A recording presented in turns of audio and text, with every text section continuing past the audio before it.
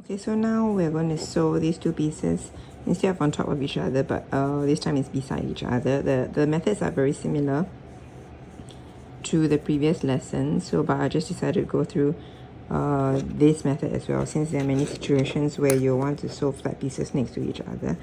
So we will start off with the whip stitch. Okay, using the darning needle. Okay, we will sew sew in one end first, and then through the other side, the final stitch. Okay, and then we will continue from outside in.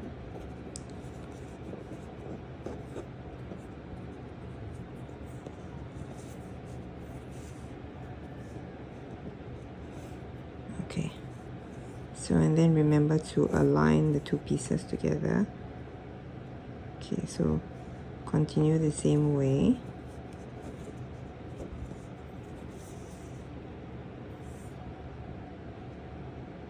And then the next stitch in the row.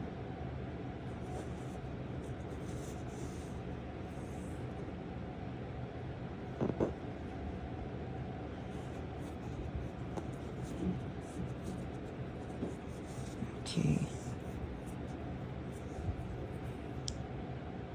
And then the last two stitches.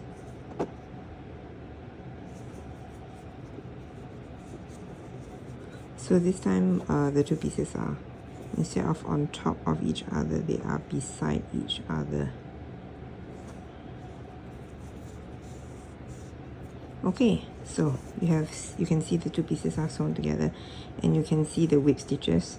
Like previously I mentioned, the stitches are pretty obvious, but yes, they are sewn together. So after this we will talk about the mattress stitch next. Okay, so now let's move on to the next one. We were sewing two flat pieces next to each other. Okay, with both edges aligned together. This time, similarly, we insert into one side first, and then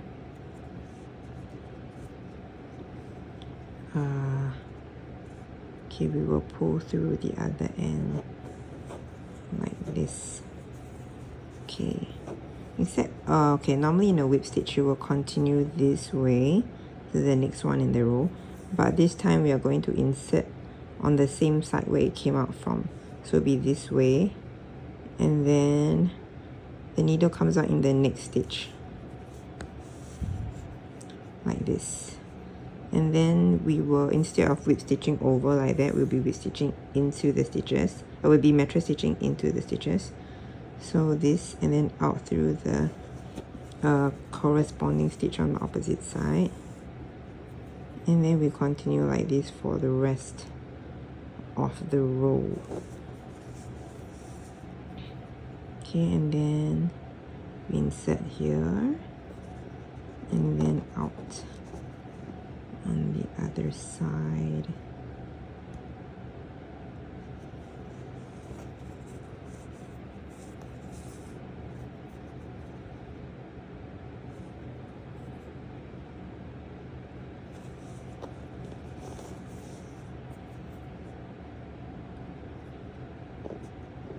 And then through the final two stitches. Okay.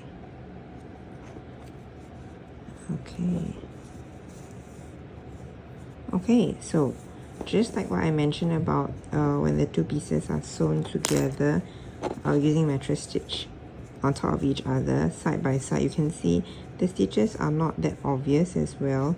Of course, you look closely, of course if they're all the same color, you can barely see the stitches, you can barely see the sewn areas, but with a different color they might be more obvious. So this is how it looks like on the inside, but on the outside is pretty neat, and you don't see the overlying sewn portions or stitches like you would have seen with the whip stitch method. Okay, let's move on to surface slip stitching after this. Okay, so for the last method of sewing these two pieces or attaching these two flat pieces next to each other, we will be using a crochet hook as well as the yarn. So this time there is no needle involved. So okay, likewise similar to when you're surface slip stitching two pieces together when they're on top of each other, here we're doing it beside each other. So let's insert into the same two corresponding stitches and then grab the yarn, and then we will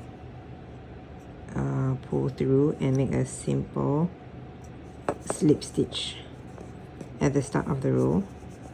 And then of course, because you want them next to each other, let's continue down the row in the next two corresponding stitches, and then we grab the yarn and slip stitch through. Let's do that again.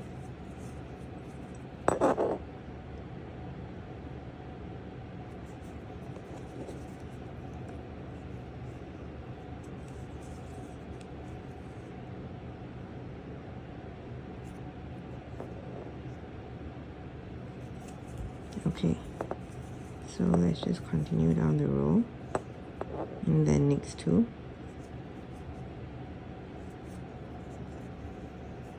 Both pieces need to be aligned properly. Okay, so you can see the slip stitches along the row.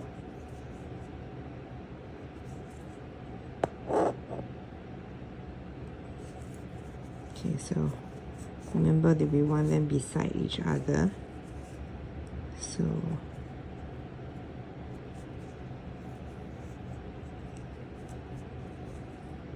okay, and then okay.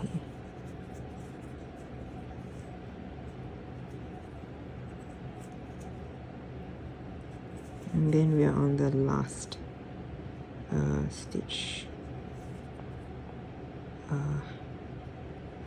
in the row.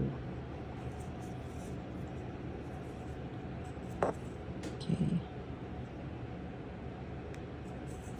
Okay. And there we have it. We have attached both pieces together using surface slip stitch. It's not completely flat, it tends to bulge up a little bit, and you can see that the stitches are at the side of the two seams. So this is another way to attach two pieces together. Of course, I've done it in two different colors, so it's very obvious, but if you do it on the same color, it will not be, the difference will not be very obvious. Okay, and then let's move on.